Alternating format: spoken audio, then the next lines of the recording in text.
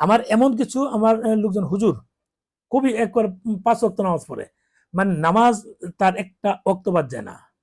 তাদের সাথে কথা হয়, তারা কিন্তু প্রতিনিয়ত বলে যে আমরা তো ভারত যাই আমাদের প্রয়োজনে, আমরা তো মানে এখানে বিরোধিতার কিছু নাই, আমরা যদি ভারতের বিদ্বেষমূলক কথা বলি তারাও আমাদের বিপক্ষে বলবে, আমাদের ইসলাম তো এটা কখনো বলে না, আমাদের সম্প্রীতির কথা বলে। এইরকম অনেক হুজুরের সঙ্গে আমার কথা হয় প্রতিনিয়ত, আমাকে জিজ্ঞেস করে যে ভাই আমরা আসলে কেন বুঝি না যে আমাদের তো প্রতিবেশী দেশ, আমরা পাশাপাশি থাকি, আমাদের মাঝে কেন এই থাকবে। আবার অনেকে বলে যে ভারত এত কিছু করে আমাদের নির্লজ্জ, আমরা বেহায়া কেন যাই।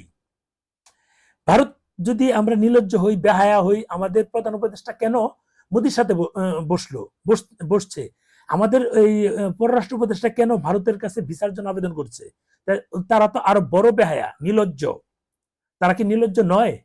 তারা প্রধান উপদেষ্টা হয়েছে বলে কি তাদের লজ্জা বলতে কিছু থাকবে না? তারা কাপড় খুলে ঘুরলে কি তাদের কোনো লজ্জা থাকবে না? আমরা কাপড় খুলে ঘুরলেও আমাদের লজ্জা থাকবে? বিষয়টা কি এরকম? তারা পররাষ্ট্র উপদেষ্টা যে কাপড় মানে জন্মদিনের পোশাক পরে ঘুরে ভারতের সাথে কথা বলে, ওটা প্রবলেম না। আমরা কথা বলে প্রবলেম। আমরা বলছি যে ভারতের সাথে সম্পর্ক থাক, ভিসা প্রক্রিয়া স্বাভাবিক হোক, আমাদেরটা প্রবলেম। পররাষ্ট্র উপদেষ্টা বলছে সেটা প্রবলেম না। বিষয়টা কি এরকম?